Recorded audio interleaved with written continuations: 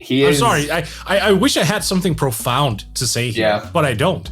I think Rudy Gobert at this point is so far ahead of the curve that I just don't see anyone being a realistic challenger for the award. All right, let's move to DPOY, Mort. It's just Rudy Gobert, and Rudy Gobert.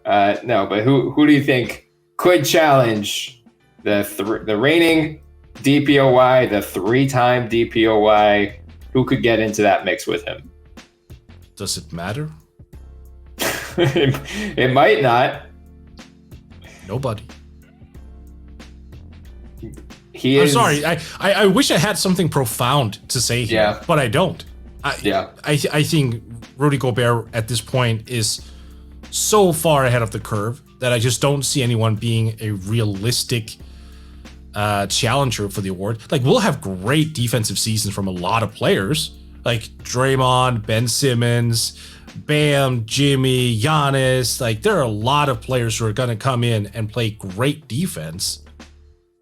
Doesn't mean it's going to be remotely close to Rudy Gobert. Yeah. He is a plus 380 to win. Simmons and Anthony Davis are not far behind at plus 500. Simmons, we don't know if he's going to play or how much he's going to play. I would not bet on Ben Simmons to win any award this year until we know which team he's playing for, at least. And then AD, it's like, are we going to have him stay healthy for 70 plus games? Because if not, and I mean, with Westbrook, I know LeBron and AD are both great defensively, but I have concerns about their overall defense, especially given the questions like, do they start AD and LeBron at the 4 and the 5, or do they start Dwight Howard or DeAndre Jordan? So DPOY almost has to come from a team with a top 5 defense. I'm not convinced the Lakers are there this year. I don't know. Ben Simmons is just that Nick Young question mark gif. So with Giannis is plus 800 for DPOY. I could see it, but again, you bring up a fair point. Like, does he give 100% during the regular season, or now having tasted a title, does he go 90%? Which is counter to every bone in his body, but he's got... Yeah, he wants to go 100 for sure. I just think Bud and the coaching staff are going to be like, no, that's not going to allow you to do that during a regular season game that is completely meaningless. Like, don't. You don't have to go 100% against Detroit. It doesn't matter. Right. So Miles Turner plus 850 I find interesting, because he was in that conversation early last season before he got hurt. But again, the question is Indiana going to have a top 5 defense, especially, TJ Warren's already out. Like, there's uncertainty there. Embiid's plus 1200, availability concerns. There are 2 interesting guys after this that I want to get into briefly. Bam Adebayo is plus 1400, and I actually like that a lot. Like, as a winner?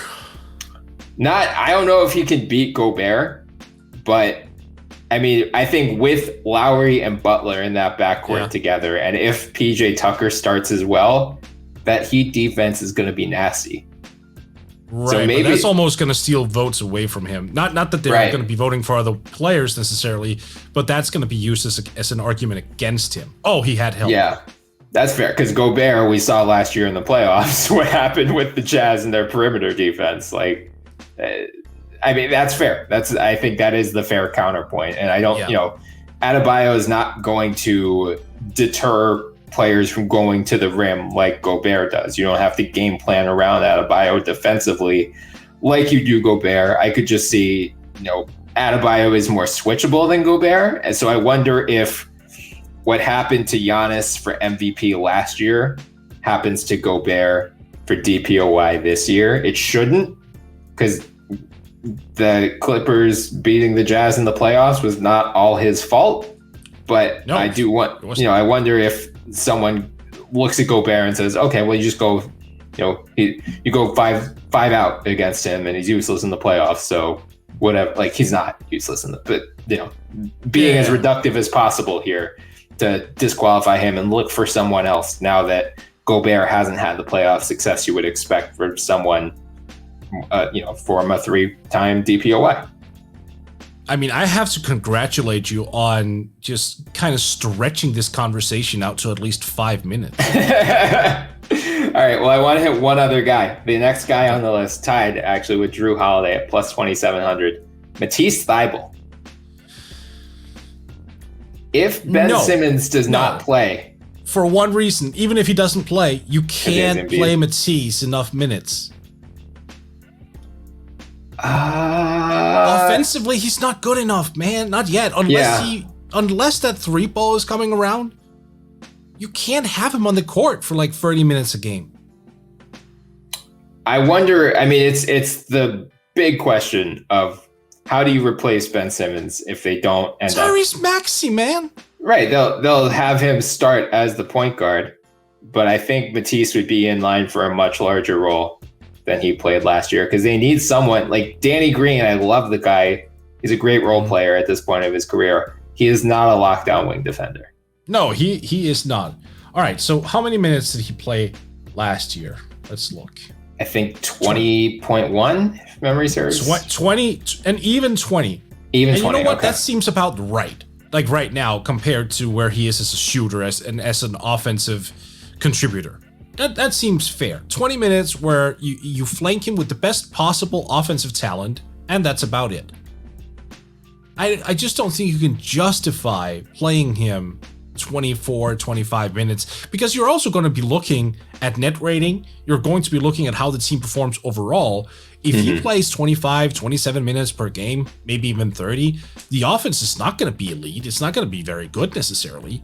Like you will have to play 4-on-5 basketball offensively for a lot of that period or a lot of that time. And that's going to affect your overall net rating.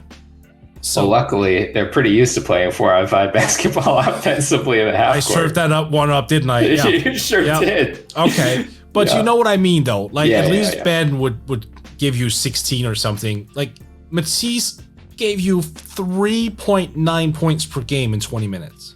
Yeah.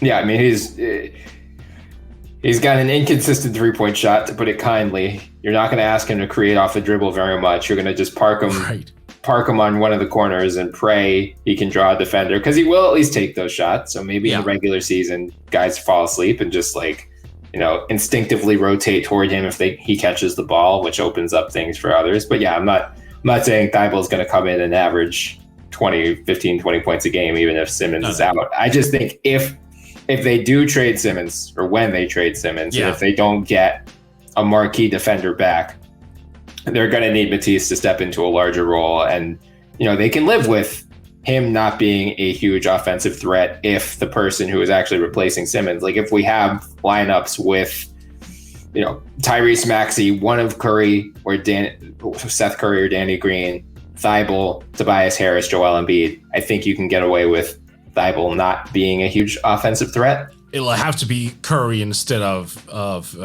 Danny Green. Yeah, probably. Yeah. It'll have to be Maxey, Seth, Tobias, and Joe. Yeah. That's an interesting... I'll give you that one. That's actually a very, very fair counter. That lineup should be potent enough to sustain extended minutes to Matisse. I'll give you that.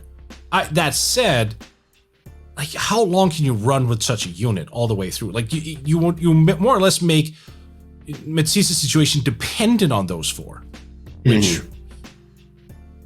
I don't know. But it's overall a fair point to bring up against his DPOY case is he needs to provide more offensively to carve out a larger role and more minutes.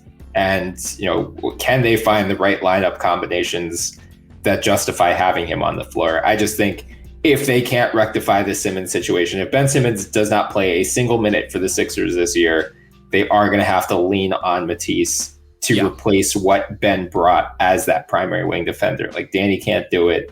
Tobias can't do it. Obviously Seth or Tyrese Maxey can't do it. So I do think he's in line for a career high in minutes. Again, if I'm betting on anyone, I'm betting on Gobert because I'm not an idiot. And this is just his award to lose every year. But if something happens to him, or if the Jazz defense is not as strong as expected, maybe a Bam or maybe a Matisse or even a Miles Turner sneaks into the conversation. Also, I mean, Jimmy Butler plus 6,000 too seems, again, like with the additions of Lowry and PJ, if Butler is able to give more defensively, and the Heat finishes the top 3 seed and they have a top 5 defense, he should at least beat. Yeah, and if he doesn't win DPOY, he should at least get some like first team all defensive consideration. Right. And just to wrap up Matisse, here's what I will say. Like, if he provides enough offensively to justify playing more minutes, then I think he would be the runner-up. Like, could be. Because he's that good defensively. It's not a matter of skill. Like, I don't question that. On defense, he's absolutely one of the most devastating young forces in the entire league. It's just a matter of how do voters also gauge it? Like, what do they use in terms of the numbers when they look at it? Because right now, defensive numbers are not up to par with offensive numbers. Yeah. It's gotten better. But most look at like net rating. They look at the defensive rating compared to offensive rating, all that. And like Matisse likely won't. If you have Matisse on the floor, I should say, their offensive rating is probably not going to go through the roof. And I just wonder if that's going to be enough. Like it really comes into being an issue of how voters vote. I don't know. It's interesting though. It's someone to keep an eye on. Yeah.